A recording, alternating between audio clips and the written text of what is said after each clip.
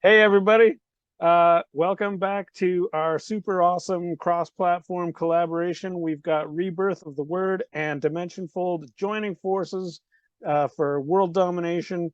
And here we've got Tyrone Ellington from Rebirth of the Word.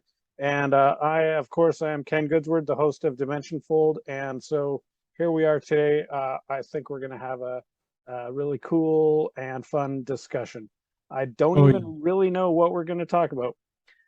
So, Tyrone, tell us a little bit about your channel and your website and what you're doing there. okay. So Rebirth of the Word, I started my website a couple of years ago. And I created my website because of my curiosity for ancient mysteries, mostly the ancient gods and the stories and the myths that were told about them.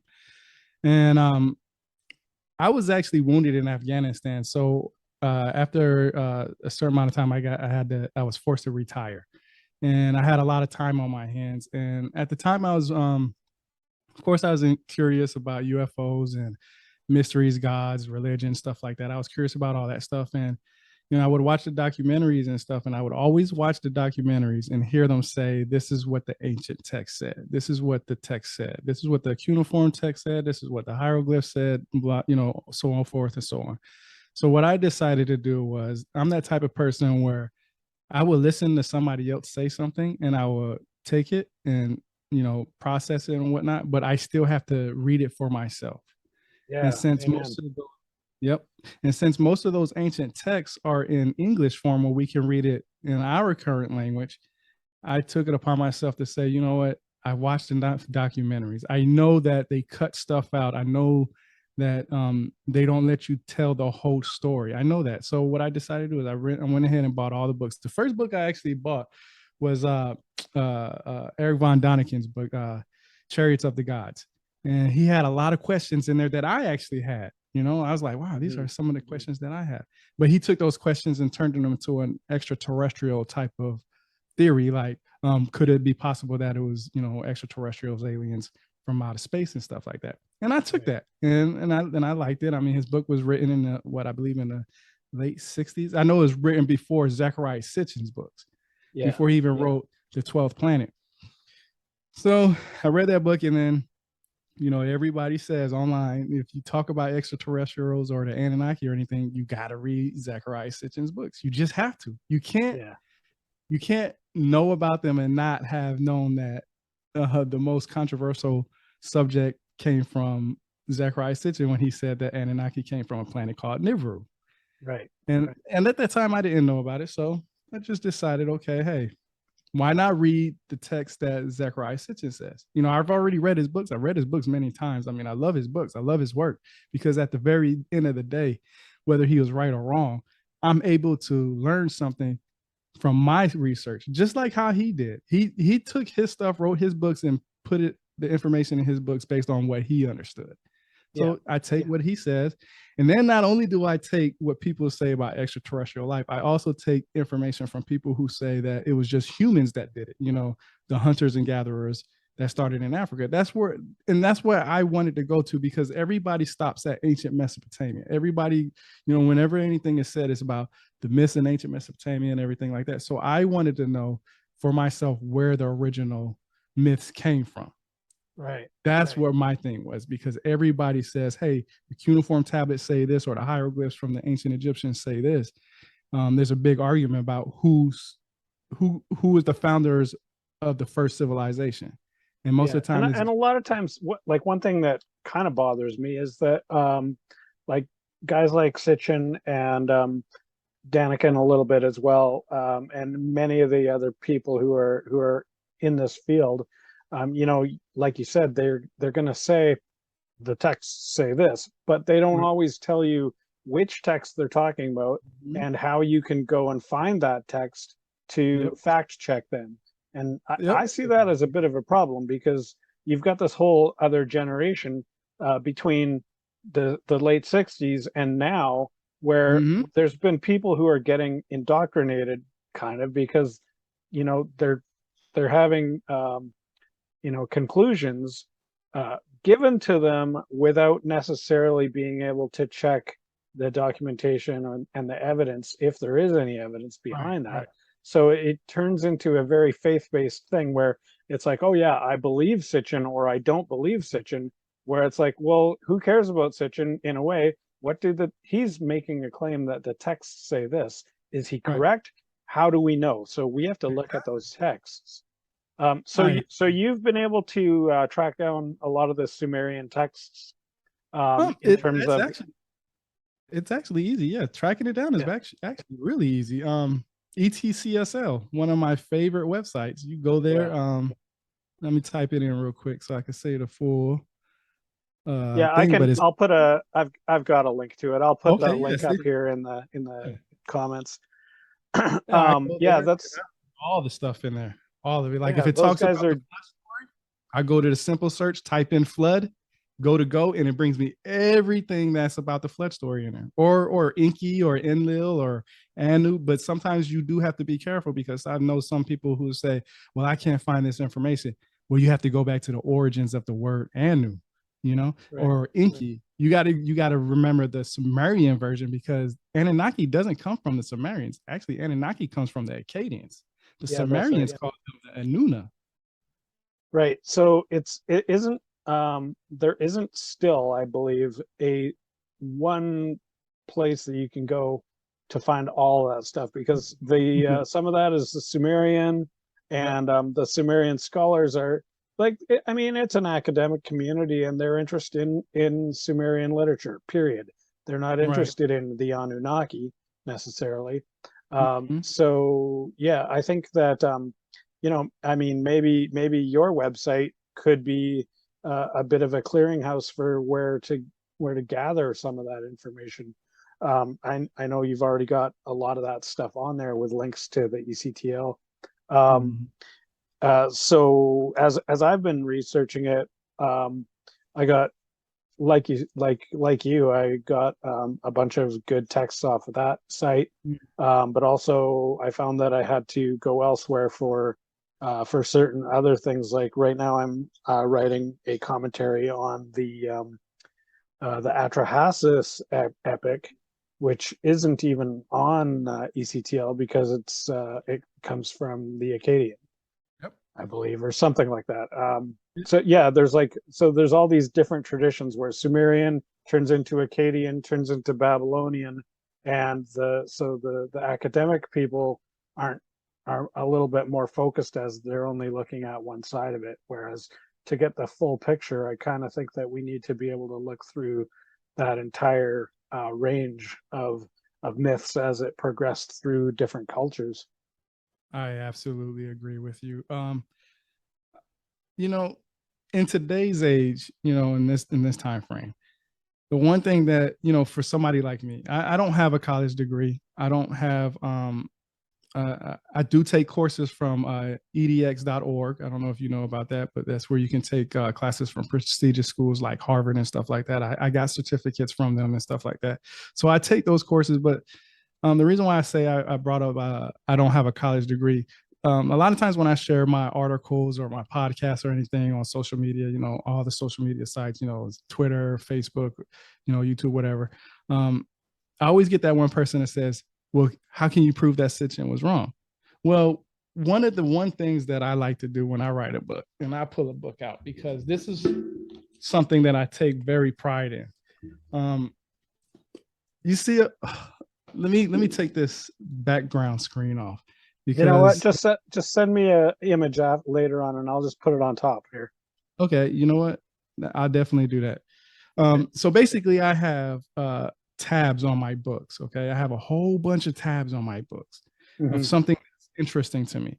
And when somebody says, "Well, how can you prove Sitchin was didn't say the right information?" Well, he likes to say that modern man in his book was the either the Homo sapiens, the Neanderthals, or whatever. He has different ideas of what a modern man is, but um, when I looked up Homo sapiens, because in the first chapter it's all about evolution. The 12th planet is all about evolution, and Yeah. he says in there basically, that we come from that we're Homo sapiens. We are me and you. We're talking. We're Homo sapiens. What I learned researching that was Homo sapiens sapiens are what we are. We are the subspecies of the Homo sapiens. Right. So it's stuff like that. If in the first chapter, if you make a claim, and I'm not trying to debunk them or say anything negative, it's just about how I do my research and find my information. Mm-hmm. If you make a claim and say, hey, I believe 100% extraterrestrials came down and built the pyramids, blah, blah, blah, I did this. Okay. I'm not going to say they did or didn't, but if you give me the evidence that you say that, and I go research your evidence and I can't find, or I see that you're missing things, or that you added stuff to create your narrative about the situation, then I'm going to look at you and be like, hey, now I can't really trust what you're saying from this point on. And I have to really dig in everything you say. I have over, probably in that book alone, probably like 60 to 100 tabs on there. And it's just things that I just go back. Like if he says we're Homo sapiens, I don't know anything about, I took a class on anthropology and stuff like that after the fact.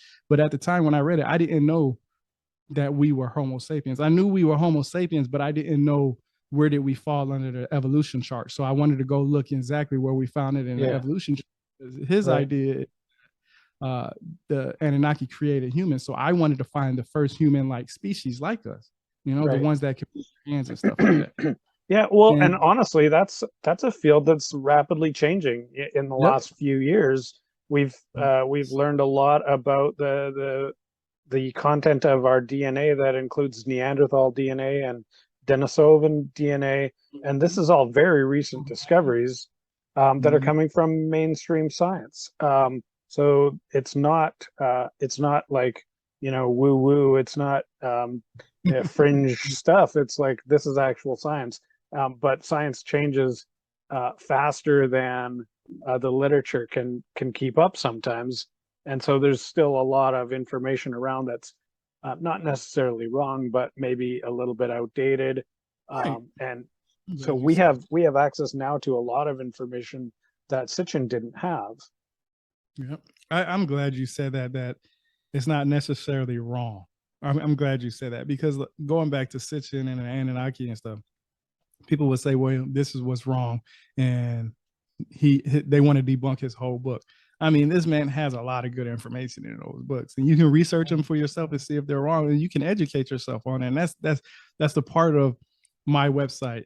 I know when I first started my website, I started off with one article, just one.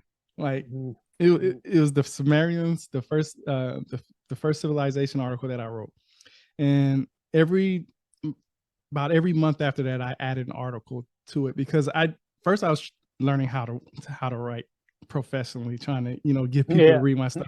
Like, hey, this guy knows what he's talking about. Then I had to make sure I brought the information correctly, because people are going to ask for sources.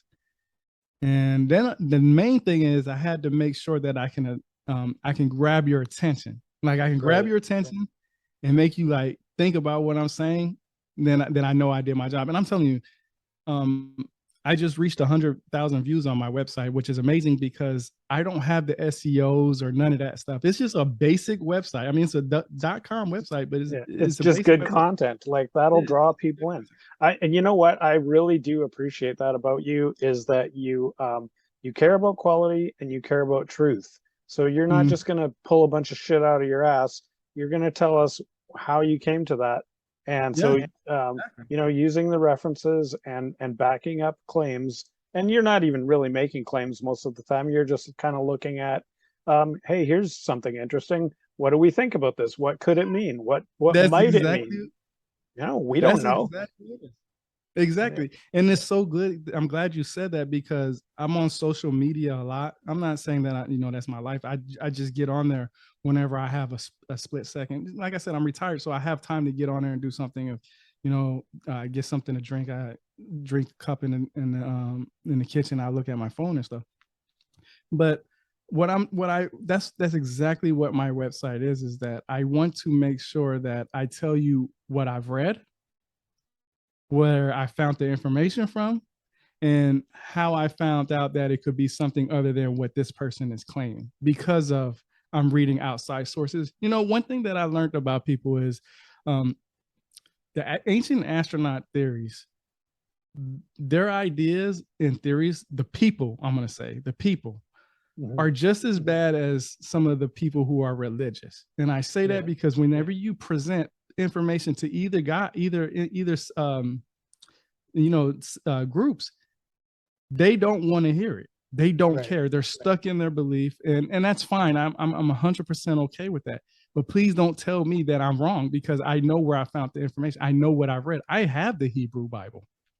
And I have the Robert Alter version, the one where he translated the Hebrew Bible into what he believes it is. And then he gives a commentary about it. So when somebody says, well, they just picked, I don't know, Genesis 1:1, in the Bible, I'll look what they said on Genesis 1:1, and I would go and grab the Hebrew Bible and look at it. Then I would go to BibleGateway.com and look at all those other Bibles that they have and see how the version actually changed, because a word can make a difference. People don't understand. Let's talk about that for a second. Do you happen to have, do you know Genesis 1:1 in Alter's version, or do you have it right handy that we could look at it? Because I also have started working on some translation myself. Based on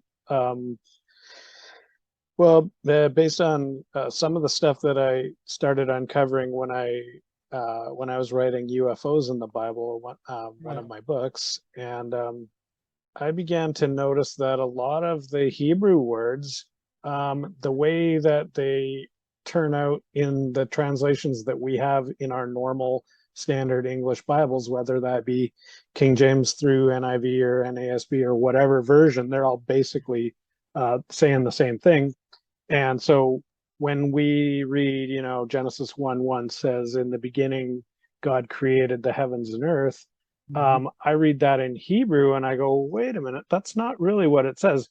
What it says is, it's not, in the beginning is sort of, I can kind of live with that part, but it's also a little bit hazy, because it actually seems to, the Hebrew word there is very similar to the Sumerian and Akkadian words that starts off the books, the Enuma Elish and also the Atrahasis epic, and they both start with the same word, Enuma, and I think that might be related to the first word that we see in the Hebrew Bible as well.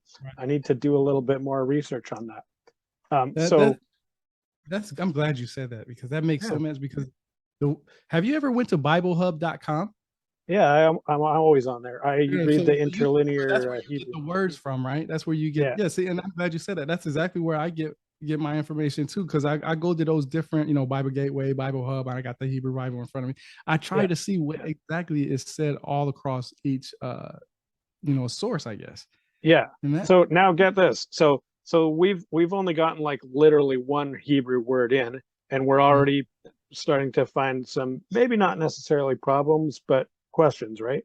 So the next word after that, so there's in the beginning, okay, or Enuma, or however that is. Then we got Elohim, which in the Hebrew is a plural word, and I think a lot of people have talked about this, so this is probably not a big revelation to your listeners or mine, but the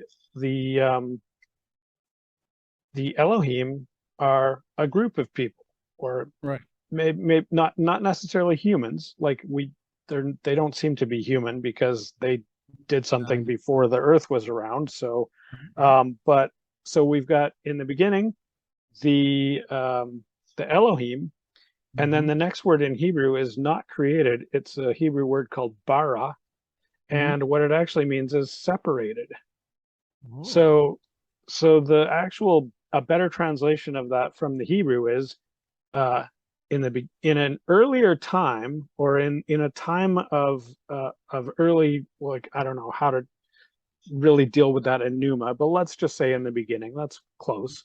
So in the beginning, the Elohim separated the earth and the heavens, or space, which now starts to sound a lot like the Sumerian myths, where you have people who are like, it's more explicit that people are coming to earth, right? Like these Sumerian gods, the Ea, and especially Ea and Anu.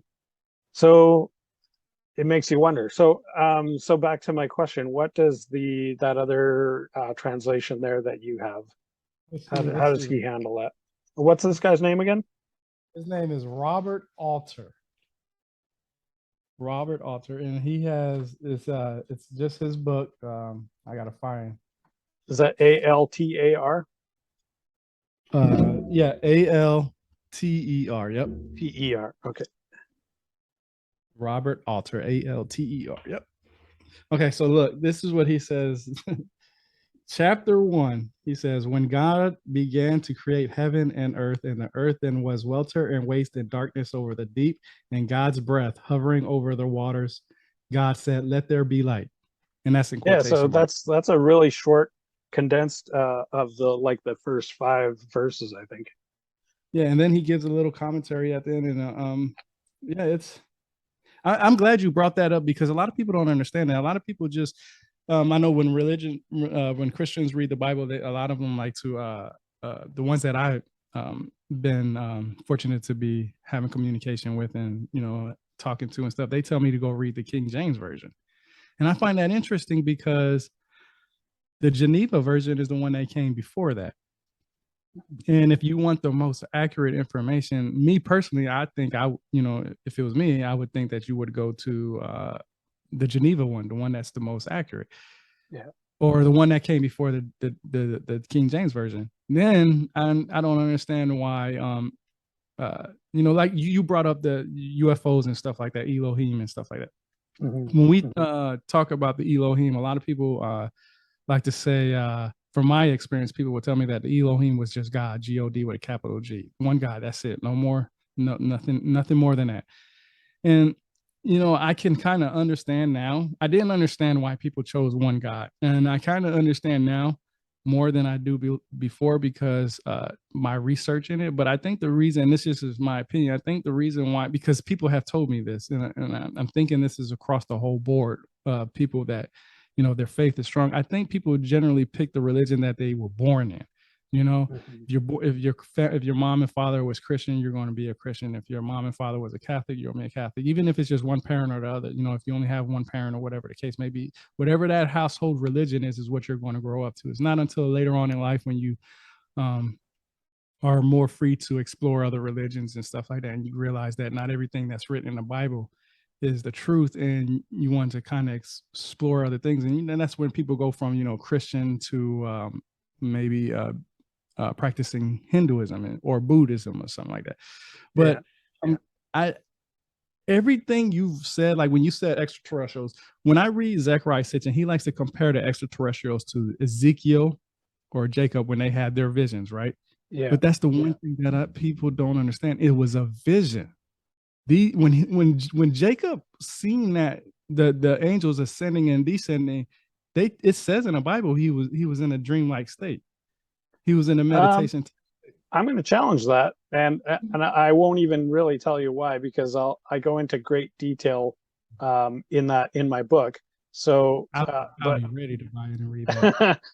my personal opinion is that well, I don't even know if there is such a thing as a spiritual trance, but I know that there's definitely such a thing as people seeing stuff that's weird that they can't explain, and that happens all the time. I mean, you could probably look out your window right now and see something weird that you can't explain. But yeah, so there's a lot of phenomena happening, and that word doesn't necessarily mean that it's something miraculously or supernatural or anything, but it might be. So a phenomena is really, it has to do with the human ability to use our senses, and so to take information in using our 5 senses and then somehow try to process that. And we don't necessarily know how to process all the information that we're getting. So yeah, there's definitely some weird stuff happening in the world, and so I try to figure out somewhere between taking that, even the current phenomenon that we see happening, such as ufology, where people appear to be witnessing ships in the sky or whatever, and I'm not saying that they are or they aren't, but I'm Right. saying that there's a phenomenon. And then how do we mesh that up with everything else we know? And so I kind of um, use that lens to look at the story of Jacob and Ezekiel and Isaiah and Daniel and Abraham and Moses and Mm, all of these guys who are telling us a story about something weird that they saw. So it's a right. phenomenological storytelling narrative is all that's happening. None of these guys are trying to tell us, look, this is the way it is. Yeah, All of right, right. the ancient forefathers, all they were ever doing was saying, hey, something weird just happened to me. Let me tell you about it. And in none of those cases are they explaining it. Yeah. Especially before Moses. So in the Genesis narratives, there's a lot of weird things happening, and they don't really have any kind of framework to put it on. When Moses comes along, one of the first things that happens to him is a really weird thing that we have come to call the burning bush. But Hmm. as I describe in my book, it's not a bush at all, but there's some kind of weird experience phenomenon with involving fire and light and heat and sound, and weird stuff happening, and somebody's talking to him, and that he Moses goes, what, who are you? And the voice says, I am what I am, which In his head, right? we have turned into a word, Yahweh, and we Yep. have turned that into a name. But it's not really a name. It's somebody basically, it's almost the opposite of a name. It's like, who are you? I am who I am. I am what I am. It's like almost skirting the question. I'm not going to tell you my name. And yet, even though that was the intent, we've done the exact opposite and turned it into a name. And then we take that name and we project it backwards through time onto Genesis, where it never appears.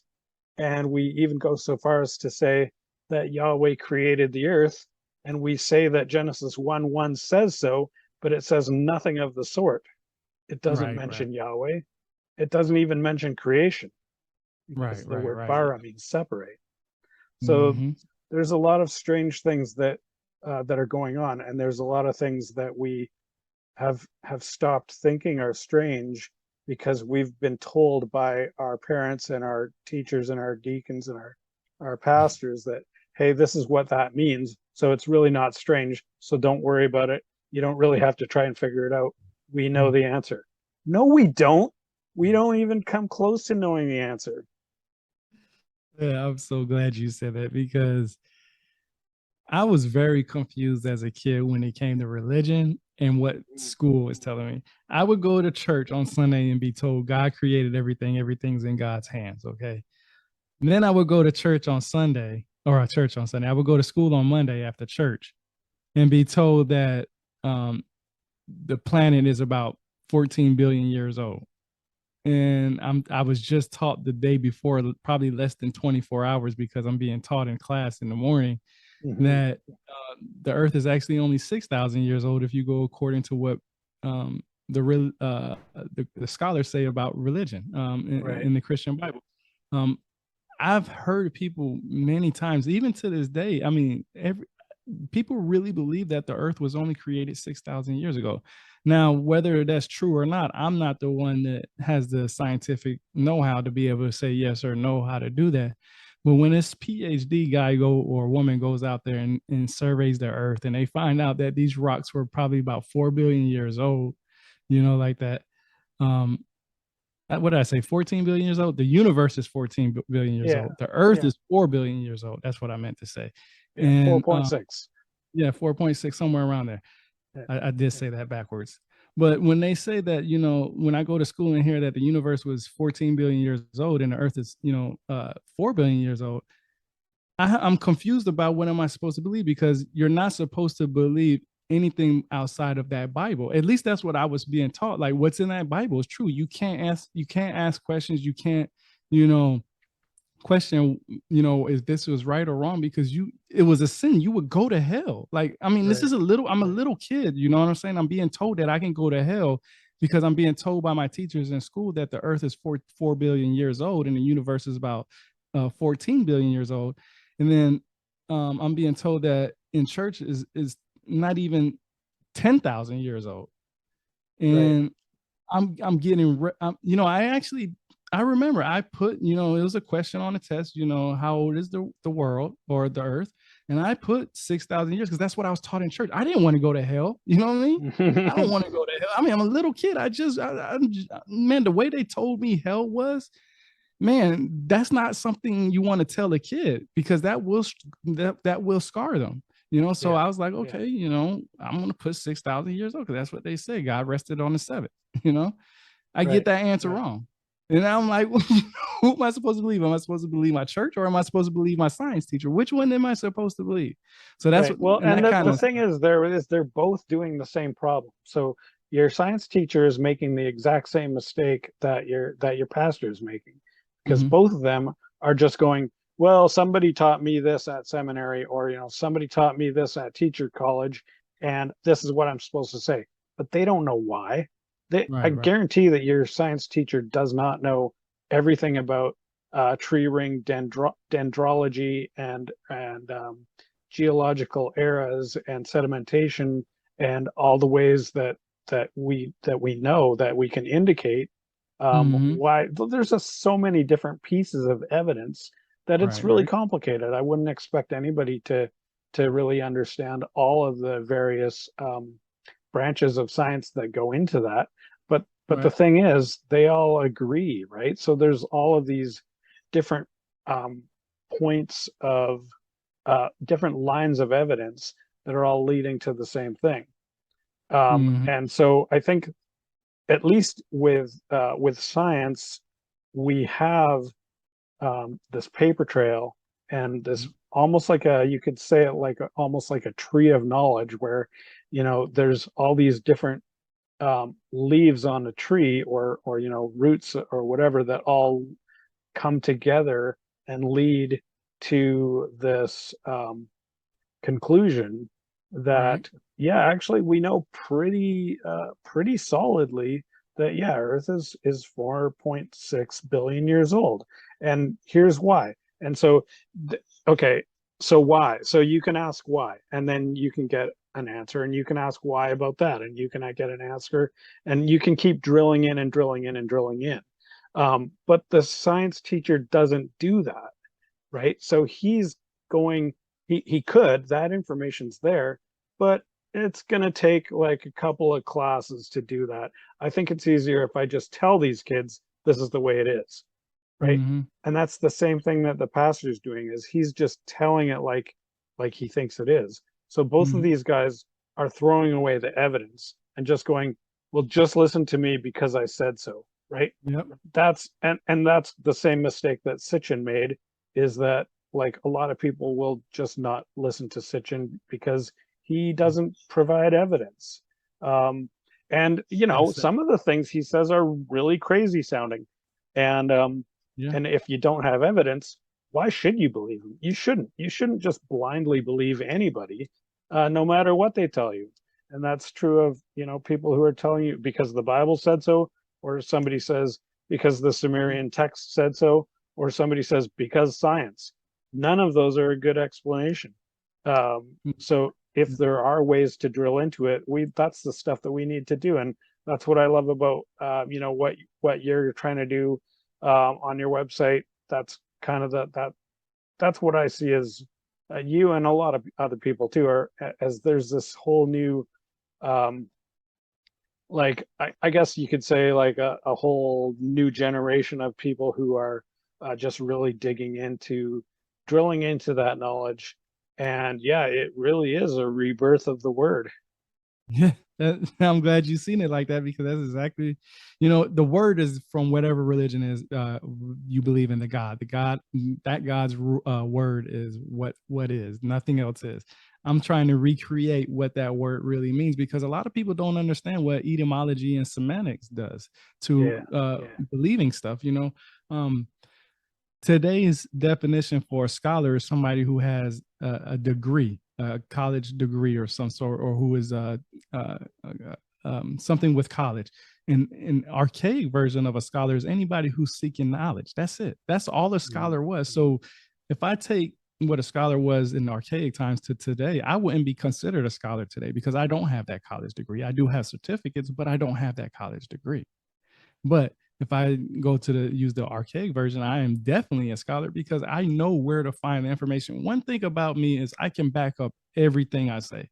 Everything I say, everything that I write, I back it up. When I write my articles, I read it back like before I even publish it. I read it like say you're reading it and trying to debunk me. Like I'm trying to debunk myself on what I'm saying. So that way, when I present my information, when you say, "Oh, I can debunk that," in the next paragraph, you're going to read, "Hey, this is what I found out from that." So if you stop at that point where you think you can debunk me, I've already debunked myself and went to the next paragraph and showed you how I found that information and where I found it. You know, Right. Michael S. Heiser, Dr. Michael S. Heiser, made a whole entire website called Sitchin is Wrong. He has a PhD. He can read Hebrew. He knows how the Sumerian text. He has a whole entire website that he can debunk Sitchin. So but the funny thing there is a lot of times Heiser himself throws away the evidence because I mean, I haven't read all of his stuff, but I've certainly seen a few sections of Heiser basically just going, well, Sitchin's wrong because he's an idiot, or almost to that degree where he doesn't agree with his conclusion and he resorts to name calling. Yeah, and I've seen it. And you know what? This is one thing that Dr. Michael S. Heiser says on his website.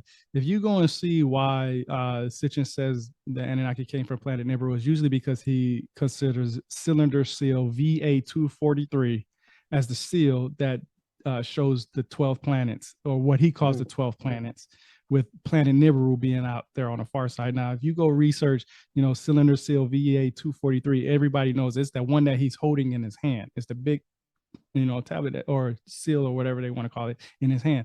And Michael S. Heiser says that little circle with the rays around it, he said that's not the sun. Now, this is what, thousands of years ago. He thinks this is when they indicated, Sitchin indicated that they considered this the sun. Now, I'm a 4-year-old kid. I have kids. When I tell my kids to draw the sun, without them even knowing what the sun is, they draw it exactly how Sitchin presented it. So it makes me wonder, like, he's on the track. Like I love his information, but then he goes, left with it and it says this can only mean Nibiru when and according to Michael S. Heiser, Dr. Michael S. Heiser, and from what I understand, that is the first time the sun has probably been indicated as a sun, or that's the first time that somebody has decided that was a sun. We don't know what the ancients thought of back then. I mean, we can only go off of what somebody's opinion is. Michael S. Heiser, he says he can read the text. He's reading the text and translating it into what he believes it says. We don't know exactly what it says. So when somebody says, does Heiser support the idea that the Sumerians knew about the planets revolving around the sun, or does he say that they did not know that? He says they did, but there were certain ones that they didn't know. They didn't know them all, basically. And that's what a lot of people say. Sitchin says that they knew all the planets, but and I'm going to get into that after this real quick. He says that Sitchin says that, this is basically where it came from. His idea is the sun and, whatnot. But he doesn't, I don't know.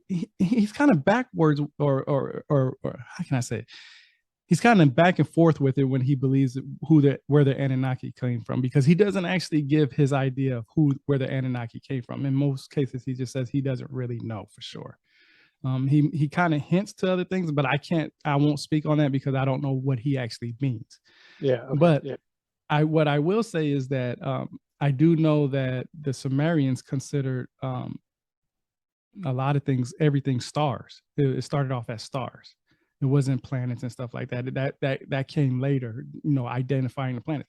But one thing that I did learn is I have a telescope, and I actually did a little research on, telescopes. Did you know that people were trying to look in the sky through a certain type of a telescope since the beginning of mankind. Like there's ways you can make glass on Earth naturally.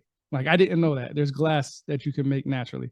And I know that there's certain ways that you can use that glass or film or whatever I don't know exactly what type of texture it is, but they said that, man, I wish I would have said that there's a telescope that they think that these ancients were using to identify these planets. And I just seen this. I seen this like a couple of days ago, like at 4 or 5 o'clock in the morning. It was like one of the last things I seen.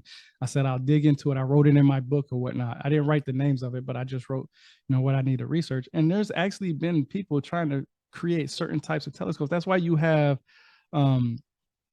a lot of times people go into the mountains and trying to use these trying to view the sky, because it's much easier to do that at a certain height of a mountain. Like I didn't know there's so much science to how they were trying to figure this out. And yes, Dr. Michael S. Heiser, he doesn't give any indication of exactly, or at least I haven't heard one yet. And I can't find it on his website that he says, hey, this is where the Anunnaki came from. This is more like, Sitchin's idea.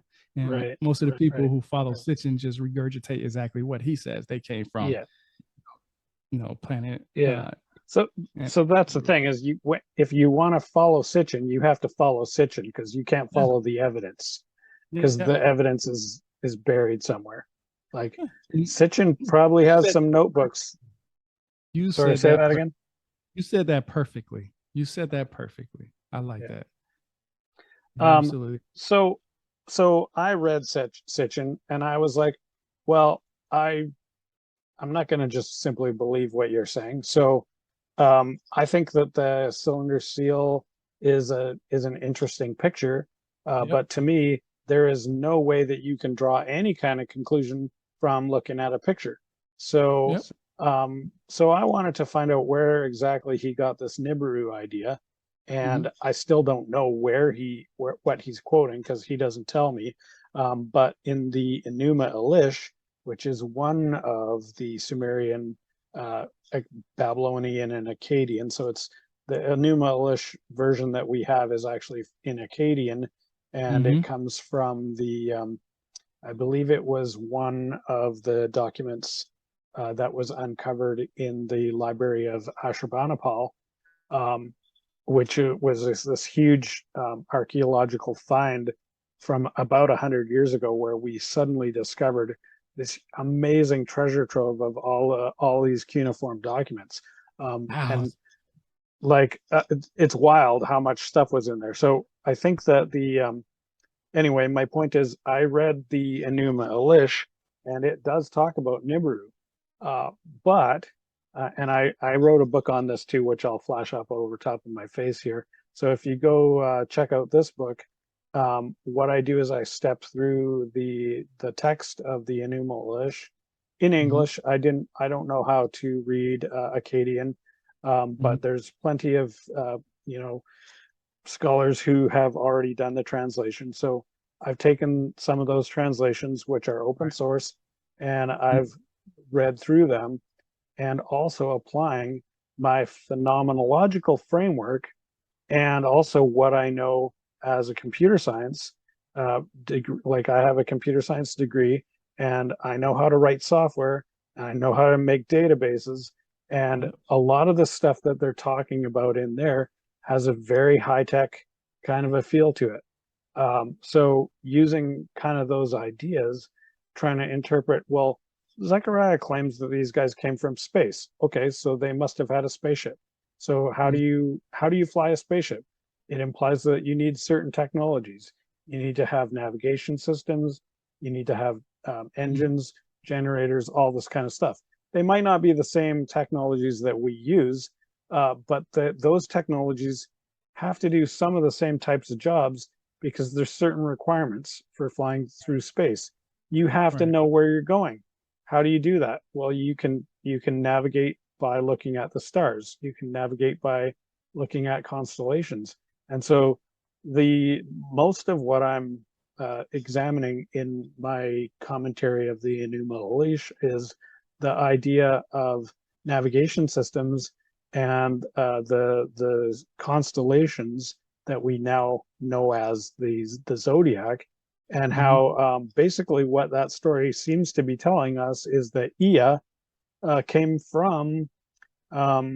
It seems like it's not totally clear where he came from, but it sounds like it was somewhere near the galactic core, and he has come out, and he had to recalibrate their databases to put in the new coordinates to match with the constellations as they look like in our area of space. Because of course, Right. as you're traveling through space, the stars are all shifting. There's no Mm-hmm. such thing as that's constellation that's going to stay there forever. So you have to Right. recalibrate. And that's what it sounds like is happening there. And Nibiru is mentioned only once in that book, and it's in the context of this system and how it ties in with the other constellations of the zodiac.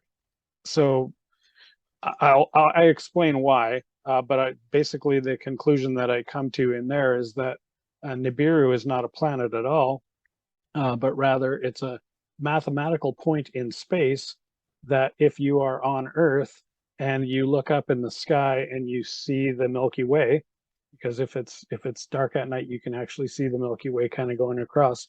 Mm-hmm. There's a spot there, and then if there's on the other plane, which is the Earth's rotational plane, Mm-hmm. which we call the celestial equator. It's not a real thing, but there's an imaginary line in space that it looks like a line from our point of view. So these are both mathematical constructs, and Nibiru is simply the spot at which the galactic, or sorry, where the equatorial, I can't think of the word, but basically that imaginary line around the Earth as it spins, and Mm-hmm. where that line crosses the center line of the Milky Way galaxy. So it's important in terms of calibrating their database to local Earth coordinates. Right. And that's all that Nibiru is. So it kind of makes sense to say that someone comes from Nibiru if they had to pass out of the somewhere near the galactic core or anywhere in the galaxy almost, from anywhere in the Milky Way to come to Earth way out here in the spiral arm, you come basically through Nibiru. Right. Right. So that's And my that, take on it.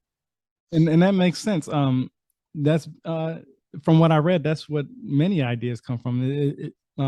Nibiru is different things. I know the the word Nibiru is actually an Akkadian term, and it's a city in ancient Mesopotamia. It's actually a city. So, and I'm glad you brought up the Enuma Elish, and you brought up, extraterrestrials and stuff like that. I do believe there are extraterrestrials out there.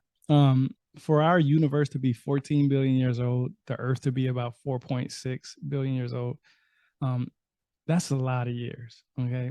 And you said math earlier. Mathematics is very important. If mathematics is as correct as many people say it is, we are not the only ones in this universe. Mathematically, there has to be others. Mathematically, it has to be others. Right. There's And no doubt in the ancients knew that math was important. Yep. So if you look back at ancient Egypt, there's we put a lot of weird spins on ancient Egypt, and we basically think that that they're simple-minded pagans who like to worship a multitude of gods. Well, that's not really what's going on, because the gods in ancient Egypt are more like concepts. So if you went to university today, you would have to choose a major. Are you going to study chemistry, biology, physics, math, computer science, political science, blah blah blah, all these different things? That's if we were to suddenly say that well, political science is a god, or history is a god, that's exactly the same thing that's going on, because in the minds of the earlier Egyptians, I mean, I'm not saying this is the case like all the way through. I mean, at times it definitely became a religion, and it was hugely religious for probably 1,000 years or more. But I'm saying before that, the original concepts were not this anthropomorphized uh, kind of like theology. That's not what it was about at all. Right. And one good piece of evidence for that is that one of the one of the gods that sort of escaped becoming anthropomorphized a little bit was a term that they have in ancient Egypt called Maat, Right. Maat, which Hmm. is the exact same word that we still use for mathematics. Mathematics is Maat. It's the exact extension of this Egyptian concept, which is the laws or the order, and it's very much that's what math is still about. Math is Right. all about the order and the beauty of the universe, and if you follow math, everything works out okay. And that's Hmm. exactly the same thing that the Egyptian concept was. So I also think that that's what the laws of Egypt and also the laws of Moses were based directly upon these Maat principles of Egypt. So the mathematics has been there since the beginning, Right. but we've lost its original identity and its original kind of meaning, and sort of turned it into like a bastardized version of some Mhm. kind of weird, I don't know, like what do all of this stuff that we have that turns into law and turns into politics and turns Mhm. into religion and turns into whatever, all of these things that are certain rules are really all based on this prior concept of math, which was very scientific and very mathematical, and has Right. lost a lot of that truth. And that's, you know, like I was saying, this, when it comes to math, if it is as accurate as a lot of people say it is, I'm not good at math. I'm really horrible at math. That's like my worst subject. I'm good with everything else, but when it comes to math, it's just bad. But what I learned is that from the beginning of mankind, we have been using math. When you look at your fingers, if you're saying, "Hey, I want two apples," and you didn't have a language, you would say something like two, and you would point at whatever you want. Yeah. That's Yeah. the beginning. Our I literally had to do that when I was in Quebec last month because Mhm. I don't speak very much French. So I'm just like, hey, I need Yeah, these many. yeah, Yeah, and that's it how you works. would communicate. That's exactly how you would communicate. That's the beginning of math. We knew that if we wanted something, we have most people have 10 fingers, 10 toes. So you're able to use your fingers and your toes to determine what it is you want. I mean, your hands. I mean, I've read this book from Dr. Supreme Understanding, and he goes into details about this. But he basically talks about, that when man was roaming the earth, when they were, migrating from place to place, um, they used the moon as a way to travel, because the moon in those days in Africa, if I'm living in Georgia right now, where it's like 90 to 100 degrees here. I love going fishing. I have a nice boat. I go bass fishing. I either have to go either at 4 o'clock in the morning and leave by 12 in the afternoon and come home because it's too hot and the fish aren't biting, or I would have to go later at night, like 5, 6 o'clock in the afternoon, and come back, during the night hours. And the reason why I bring that up is because if the hunter gatherers of that time was using the moon to travel, you would have to think about why would they need to know when the full moon is out, or when the moon came out, or the 30 days or whatever. They would have to know that because of the survival of their group. Now, when I say survival, we know that women have menstruals, and there are animals who are attracted to when a women are having menstruals. They can bring, um, you know, certain types of animals to your camp or whatever that can, hurt the camp and, tear up the camp and stuff. So you would, a woman mathematically, if you want to protect your tribe, the women, the children, and everybody else, you would have to make, because we know from what I understand, when a group of women are together in a close proximity, their menstruals usually line up around about the same time. And using that mathematically, you're able to migrate from one place to another using the moon, the stars, the way, everything is in the sky. You're able to use that as a way to keep your camp, your tribe or whatever surviving during the beginning stages of humanity, of humankind. Right. This is not something that people that I take lightly. I really believe that women were the first to mathematically figure out how the moon moved, because it had to go with their menstruals. It had to, and it had to work with their survival, because not only that, you the birth of children, you don't want to travel hundreds of miles with pregnant women, hunter and gathering. For one, they can't stay on their feet that long enough to do that, because they're the extra weight, the extra, the sun, the moon, everything plays a concept in how they're moving. So when it comes to mathematically, when a woman says, whatever, I can't remember what bone it is, but there's actually a bone that actually has the mathematical equations of how the moon came to be in Africa because of these women. I actually wrote an article on it, and it's pretty interesting, because when you say that, like when people say, when you were talking about gods earlier, there's many definitions of gods. I mean, most people only know the definition as far as religion, but just like you said, in Egypt, a bull could be represented as a god. That's actually what got Moses upset and made him throw down the Ten Commandments the first time, the one that God himself supposedly etched, because he came down from the mountain and seen his people representing a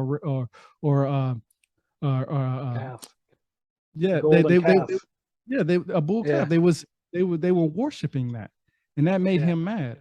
So the definition of God, it's different, and I truly believe that mathematically, like when I look at gods and stuff, like I try to look at like let's look at Enki or Pa.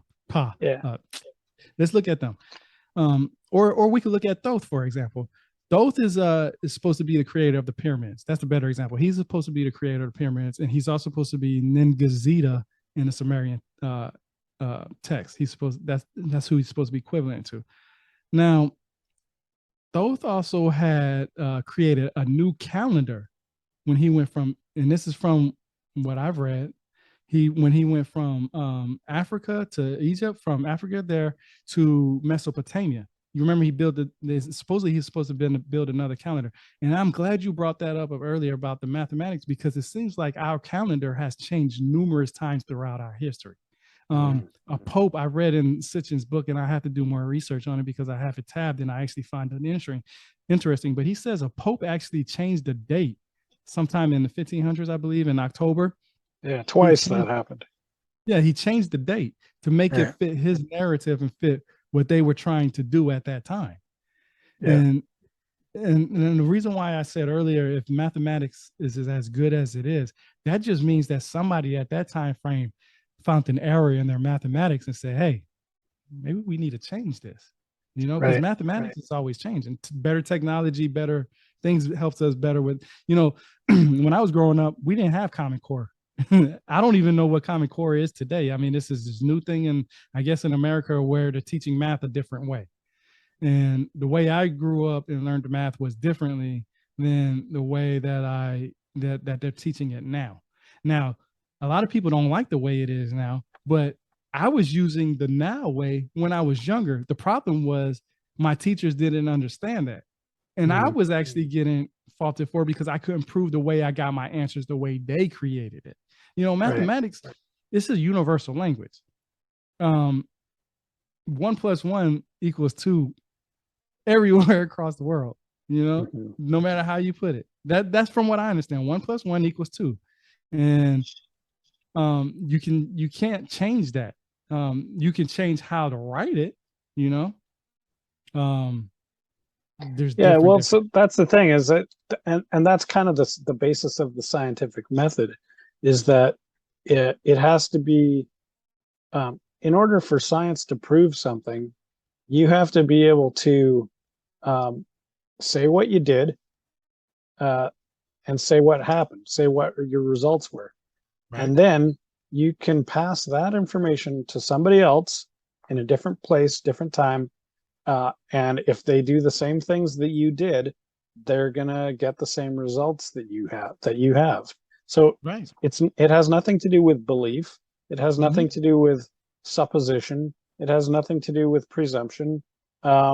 It has everything to do with observation. So again, it's phenomenal. It's a phenomenological approach where we're using our five senses, and Mm-hmm. it also includes an extra step, which is documentation. So phenomenology plus documentation equals science, and it's highly reproducible. And when you include mathematics into that mix, that is the only way that we are able to do any of the amazing things that we've done in the last 100 years with technology and all the advances in computation and material science and spacefaring. Um, the Sending one rocket into orbit and having it come back to Earth is absolutely impossible to do unless you have a very good understanding of the math and the physics principles behind it. And it works every time. So if you don't believe in science, uh, turn on your TV to the next time NASA does a launch, or SpaceX does a launch, or look it on YouTube. The very fact that that thing actually worked and that ship went up, even if it explodes halfway up, the point is still valid. If they could get that thing off the ground, then science is your friend. Mm-hmm. Also, if you own a refrigerator, science is your friend, because you can't do refrigerators without science. Yep. Uh, And you know, you brought that up as a good point. You can't do certain things without science. A lot of people, and I say a lot of people because it's from my personal experience. This is not, you know, just like when I write my articles, it's all from my experience, what I've come in contact with, what I've learned, what I've researched, what somebody told me. You know, I do all that.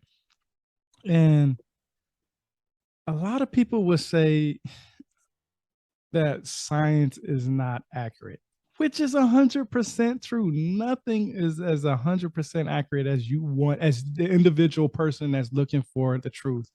It's never going to be 100%. You have to pick and choose, you know, um, what is. First of all, if somebody says that the Anunnaki came from a different planet, well, first of all, who was the first ones to say that? That should be your first question. It's not mhm, who said it, it should be who's the first person who said it. And then the next question is, how do I find out how to get in contact or find that information from the person that it originated from? Because um, if we have 20, if I have 20 people lined up, right, and I tell the first person a story, okay, a 10, 20-second story, by the time it gets down to the last person, I guarantee you that story will have things added and taken away from it. I've witnessed it. I've done it myself in a controlled environment. This is from my personal experience. I can mhm. tell, you can tell somebody to watch one of your old YouTube videos, watch it, and then tell somebody else, and there will be things added and there will be things taken away. But the core of the information is you. You're the one that have the information. So if I have the ability to find that ancient text, if I have the ability to read it in the English form that I'm used to, that I can read in, I have to break down each and every word that leads to it. Because if you're telling me that the Anunnaki came from a planet named Nibiru, first thing I'm going to look is, okay, who was the first one that told you this? Then I'm going to look at, okay, where did you get the information from? Then I'm going to analyze all that stuff all those two things together, and then I'm gonna create more questions for myself. Once I get to the question where I feel more comfortable, where I know the information and I understand it better, then that's when I'll come to you and say, hey, look, this is what I found. Of course, you can't do that on social media, because once, you know, it's kind of hard. You either have to comment then, or comment or never comment at all. But the point is, a lot of people want to comment then and don't even want to research the stuff. So I get into this whole, debate with them, and I'll be like, "Well, did you know that the word Anunnaki isn't even a Sumerian? It's a Akkadian term?" And they'll tell me, "No, I didn't know that." And I say, "Well, start there." And they'll be like, "Well, Sitchin always says it was Anunnaki." And I said, "Yes, that's true. He does say that. And yes, the Sumerians lasted longer than what many people want to, like, they didn't just up and leave when the Akkadians came in. They integrated with the Akkadians. Okay, they became the Akkadians, and so forth, to the Hittites and the Babylonians, and all those people. Their culture carried on. Maybe not their beliefs, but the culture itself still carried on. Right. And I try to tell people that the most important thing to do is, if you believe something wholeheartedly, if you absolutely 100% believe that the Anunnaki came from the planet Nibiru, then you, as a person who believe that, I would think that you would actually want to know more about it than just what somebody else is telling you. Especially if I'm telling you, hey, just go on etcsl.com and, or not .com, but ETSL, you say you're gonna put the thing up. Search it. Just search it. Find the origins. Because some people have told me, well, some people will say, like, I can't find the Anunnaki on that simple search. I said, it's not the Anunnaki, it's the Anuna. So you're not going to find it. And when they say they can't find it, they think that I'm lying. And I'm like, no, you have to type in the origins of the word. And there's ways, and they have simple search, advanced search, word list, sign list, and full catalog. So basically you have to dig in their website. Not only can you read, the ancient text from that website and see for yourself if Sitchin made it up or if he exaggerated or not. And the only reason why I harp on Sitchin a lot is, and I have to say this, is because most of the people who believe in an Anunnaki believe Sitchin was the one who said it. I mean, it doesn't matter who it is. I mean, I've read from books from and watched interviews from Billy Carson. He wholeheartedly believes that Sitchin was on the right path. Giorgio Tsoukalos, same person, believes Zechariah. These are people who are making shows, that's trying to share knowledge. And I'm telling you, I used to love that show, Ancient Aliens. I used to watch that show religiously. I used to watch it because it was. It is. Well, but that's the thing, is it has become a religion, because a religion doesn't need to use evidence. A religion is about passing of knowledge, and I'll use that term loosely, or however you want to take that. It is knowledge. Whether it's true or not is beside the point. But there's some knowledge or some information that's being passed along. But what's not being passed along is a lot of times is any evidence whatsoever, or if there's a little bit of evidence, it's highly circumstantial, or maybe sketchy or whatever. But even if there is evidence, what is lacking is the methodology that you can reproduce that same evidence and the same line of reasoning and get to the same conclusion. So that's the scientific method. So in my books, and I have a science degree, in my books, you are a scientist. So, you can say you never went to college, whatever. I don't care. You're a scientist, and you're definitely a scholar, because right now you are doing the research that is light years ahead of all these other people who are just going to regurgitate what somebody told them, because they're treating ancient alien theory as a religion, but you're looking at it as a scientist and going, okay, well, what can we actually know about this? And I think that's really what we need to start. We all need to be doing that. And of course, not everybody has time to do that, or the inclination or energy to do all that. Right. So, but you and I, and, people like us, who have the skills to do it, and have the means and the technology and the time and the energy, and we're doing that. And that's why I think,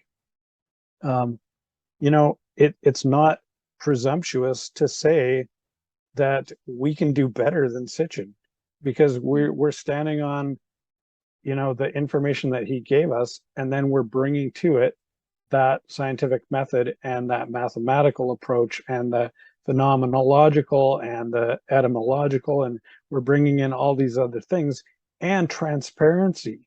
That's the biggest thing that Sitchin lacks, is transparency. Yes. So he acts like a cult leader. He just says a thing and people are supposed to believe him. No, Yep. sorry, man. I'm not down with that. Like, you want to be a religious zealot for Sitchin, that's fine. But I need more than that. I need some kind of evidence, right? There are people making, and I don't care how much money anybody makes, but there are people actually making millions off of just sharing the same thing over it. And people who, like you said, like me and you, if we have the time to research it, if we have the time to do it and we share it to people, a lot of times many people don't want to hear it. And it's not, I said Billy Carson and Giorgio Tsoukalos, when I first watched the first episode of Ancient Aliens, I want you to go watch it. The very first episode, I think it was in March or something like that, 2009. I actually have it pre-recorded, a part that Giorgio Tsoukalos started. And this is actually what started my whole, hey, I got to research everything somebody says type thing. Right. Okay. So Giorgio Tsoukalos said he was in the pyramids one time, and that there was a time when it was so dark that they needed some type of light. Okay.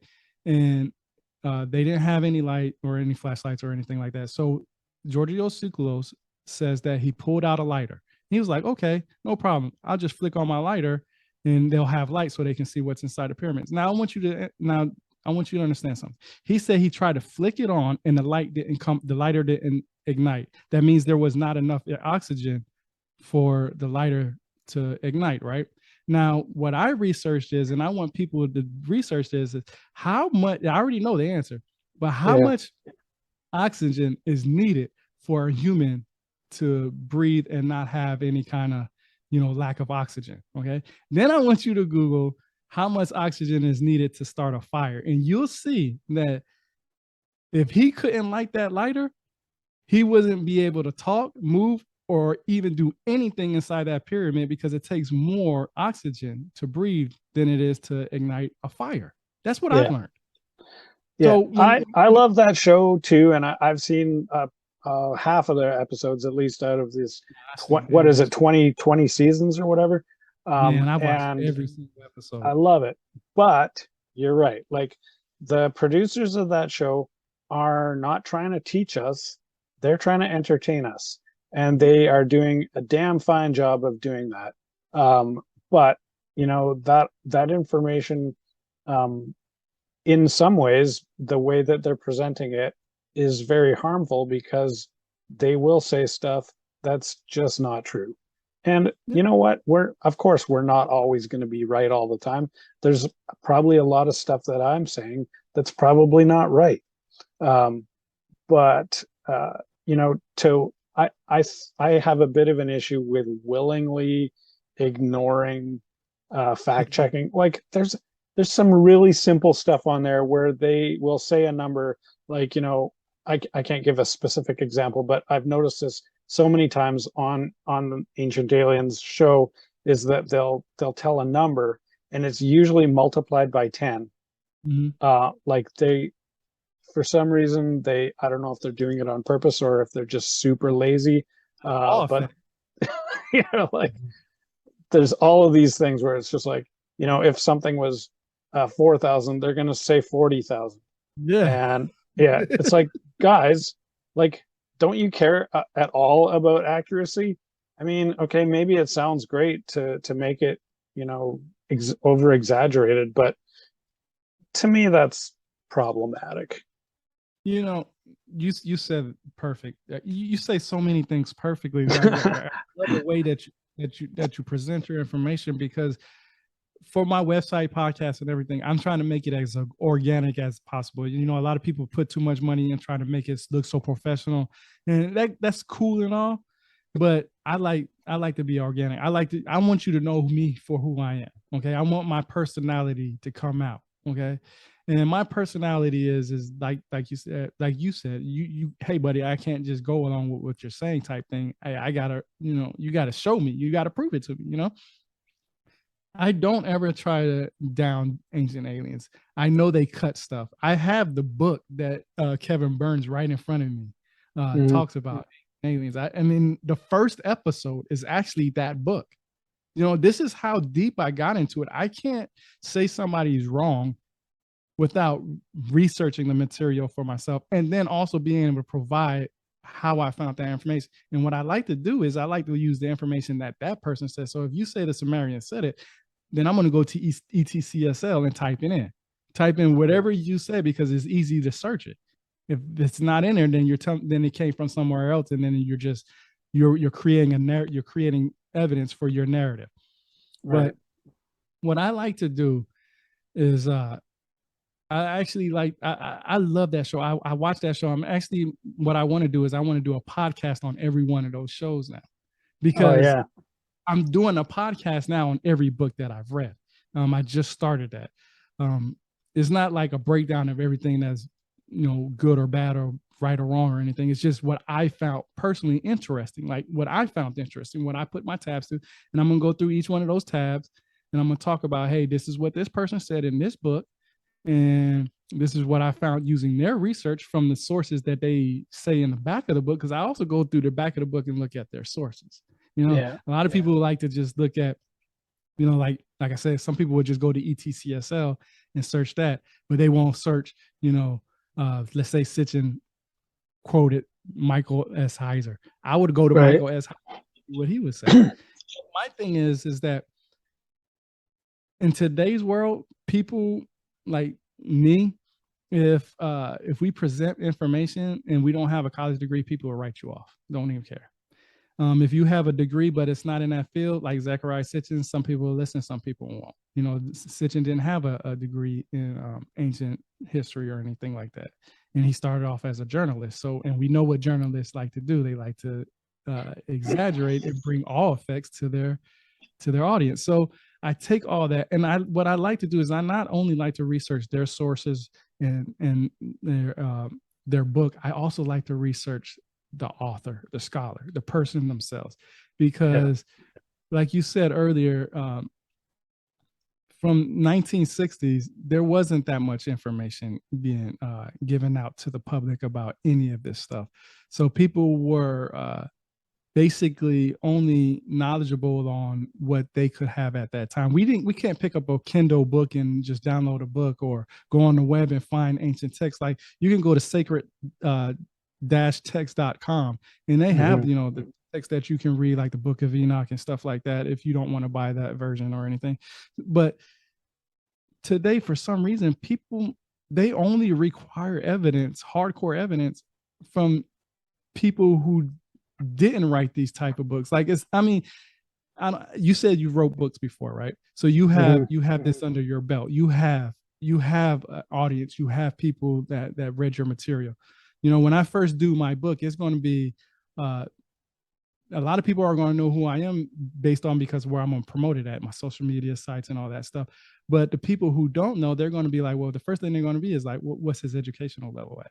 Where did he get his information from? Like, why should we believe him type thing? And that's the kind of barrier. Which is really funny, because if you ask literally anyone, hey, what's the quality of the educational system in America or in Canada or in the UK or wherever, I don't care what country you look at, you ask anybody, are you happy with the educational quality of your education system? No, nobody's happy with it. And yet, when it's convenient for them, they'll just throw it in your face that you didn't go through that bullshit process. Well, why would you waste your time doing that shit? I mean, and my wife's actually working on her master's, and seeing what she goes through, she's been at this for years, going from from the associates all the way to the master's, and that's a lot of years. That's at least 4 or 5 years if you're not doing it hardcore. And if you have to take more time to work and take smaller class or 1 or 2 classes, that takes even longer to get. like I said, I'm retired. I'm 38 years old. I've been retired for like, I don't know, the last 6-7 years or something like that. I can't remember. But I don't sleep at night. I was wounded in Afghanistan. I got really messed up out there. I can't sleep at night. That's like, that's like no for me. Like my body will not shut down. It's more like my body gets an adrenaline of coffee in its system once it hits like 9-10 o'clock at night. That's why when you see me posting stuff, it's always at night. I do it during the day and stuff like that because I have to take care of my kids and stuff. But at night, that's when I do most of my thinking. That's when I do most of my researching and everything like that. And I'm alone and I'm able to do it. But that's at least from 9-10 o'clock at night to about 5 or 6 o'clock in the morning. Now, I want you to think about it. 9 o'clock at night to 5 o'clock in the morning, that's all I'm doing. That means I'm constantly gaining knowledge. I read a 400, 500, 600-page book in a matter of maybe 4 or 5 days. I can read. I've read that some people don't read no more than 12 books a year. I'm already past that, Yeah. And I have these tabs. So you've been doing that for 7 years. Well, I'm not gonna say I haven't been reading books for 7 years. My first few years was documentaries and YouTube videos and stuff like that. But you've been interested in and following, trying to learn about all of this fascinating information for a long time. Like if you had an old man that you had to go and get a paper signed, you'd have a degree. That's the only difference. You don't have this old white-haired white dude. That's literally the only difference, because you're actually being able to self-direct your studies, which is what doctorate level students do. Like you're already doing the exact process that a doctoral student is going to do. So, people can piss on that all they want, but they're out to lunch. And I'll pay for it. No, but I'm glad you said that because it makes me feel good because there's I'm very, very passionate about what I do. Like my wife would tell anybody, once I sink my teeth into something, that's it. My passion is it. I used to play video games. I played video games from 1987 till probably about 2 years ago. I completely stopped really. I'm not gonna say I completely stopped, but I almost at a point where I don't even touch my console or controller anymore.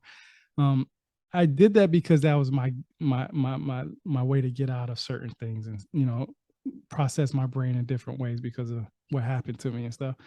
Now that I got to the point where I'm reading, all that information is stuck here. Like when I first started my podcast, I was nervous. I had to, write down what I wanted to say, cut pieces out, edit, redo things. Now I'm shocked how fluent I am with you. Like I know I get to the point where I just start talking and man, I can go hours for this because this is my passion. Like when I read, Eric von Daniken's book, and he had the same questions that I had, or I had the same questions he had, I'm sorry.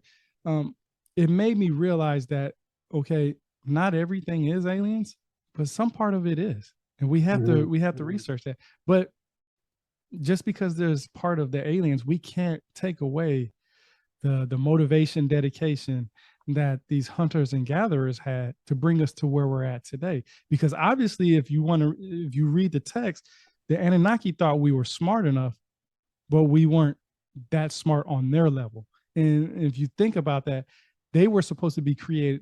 Their creation started before us. In some cases, if you read Sitchin, millions of years before us. And if I was to use the technology that I have today at 2022, okay, and to think that the Anunnaki is million years ahead of me, my question would always be like, why would they want to come to Earth to get gold if there's asteroids and probably other planets that are closer that have this resource for their planet? Why? And I'm gonna bring this up. Many people know that the reason why the Anunnaki came to Earth is because, according to Sitchin, because of to mine gold. What a lot of people forget is that, and they don't ask this question. This is the question I ask. Elelu and Anu had a fight on planet Nibiru. according to Sitchin. And Alelu got kicked out or banned or whatever, and he went to planet Earth. That's what it's according to Sitchin. When he came to Earth, he found gold. Eventually, he told Anu back on planet Nibiru, "Hey, we have gold on this planet, or I'm on this planet. Um, we have gold here. I'm telling you." And then eventually, can I come back to Nibiru and be part of the people of the group? And Anu eventually agreed to it.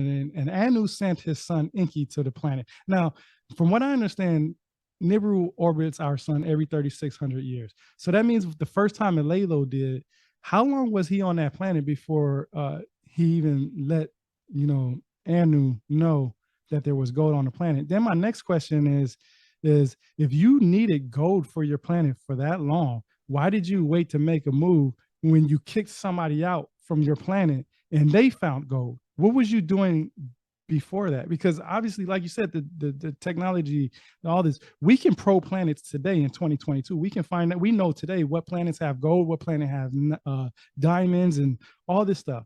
If the Anunnaki needed gold for their planet, when you think that the last two things that will happen would be two people fighting over kingship over a planet that may not even be there in the next 1,000 years, Yeah. So yeah, there's a lot of things that just don't add up in Sitchin's story. But I mean, ultimately, it is just a story because yeah, he doesn't give us any evidence. right. So it's a nice story, but it's not science. But yet, we also can't just say he was a liar or he Yeah, was completely exactly. wrong, because some of the things that he's saying are actually very productive in terms of, if you take some of these things and start drilling into it, you'll get to some truths that maybe he didn't notice, or maybe he misinterpreted, or whatever. Mm-hmm. But he was on a track that that I don't know if we would have got to without him. Like, Right. if he hadn't mentioned Nibiru, would anybody care about Nibiru? Even if we, the most stuff that we know about it is, personally, I think he's got it a little bit backwards. But it's very fascinating, and I think that bringing up these things that, even if we don't really know, we're going to take our best guess at. Mm-hmm. And if we can include that evidence, then people who come along later will be able to take your book that you're going to write, or take my book that I've written. And I hope that in 10 or 20 years, somebody reads that book and goes, "Oh, well, wait a minute here. This isn't right. And here's why. And here's the actual thing," and comes to a different conclusion, because that's what science is all about. And that's what I think that's really the ultimate goal of humanity, is to learn. Yeah, And the only way that we're going to learn is to look at our mistakes and correct them. I agree. I agree. I think it would be more disrespectful to Sitchin just to believe everything he said because of the information he had at that time he used. I think it would be disrespectful if you didn't carry on. If you're a fan of his and admire him, if you didn't carry on his legacy and continue to research and find the information that he was looking for. He only told you what he told people what he thought. When I write my articles and do my podcast and write my books, I only use the information that I'm given or I'm exposed to. And I never try to make a claim, because you make that claim today, 20 years, like you said, from now, somebody says, well, that's wrong. Then nobody's going to want to, then your book will eventually start falling down.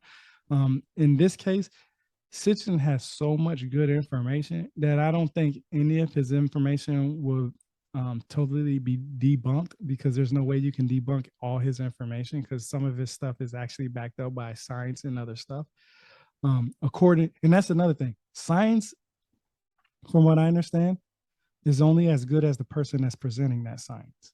And in this case, I know Sitchin used some family relatives from NASA and stuff like that. And that's the only reason why I say that, because some people would say Sitchin's science was incorrect, but there are some parts that he used that came from friends and family that worked in these scientific areas like NASA or uh, anthropology and stuff like that. He took information from those people. And that's why I always tell people, you know, just because he wrote something in 1976 or whatever is not, doesn't mean it's the same thing today. You have to be able to read it and learn which one. Like a lot, when I read a book, I tab it. Most people don't do that.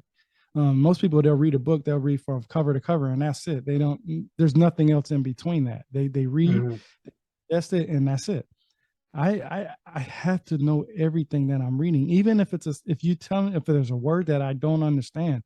I put the book down and search it on my phone. I mean, I literally look up the definition. Then I go read what I read again, and then and sometimes I have to go ahead and research, or research every word that was used in that sentence just to make sure I understand what they were saying, because you have to do that. You know, people will use definitions to fit their narrative, and that's fine. But don't forget that there are other definitions, and if somebody uses that other definition, and guess what? Sometimes things just come out the way it is. You're either right or you're wrong, and it's proven by the evidence that's presented. Yeah, for sure. Well, it is interesting. I mean, I think that, you know, having the ability to research is such an important tool. Like, man, the tools that we have at our fingertips, I don't know if anyone has in our past has ever had this. They might have. I mean, maybe there was an advanced civilization a million years ago that had an internet that was even better than ours. We don't know for sure or not, but it's been a long time since there has been any mechanism for the type of understanding and information gathering that we have right at our fingertips. And you know, to me, that's truly amazing. And I thank science for that, and I thank God for that. So, you know, it's both, because we can't really do it without one or the other. Everything is science, but if you leave the human spirit out of it, then you got no reason for science. So yeah, I think this has been fascinating. So hey, so thanks, Tyrone, for joining us today. This has been really awesome, and thank you also for letting me come onto your channel as well. And you know, I'm really looking forward to future collaborations, and it's going to be great. So thank you very much. We'll see everybody later. Thank you.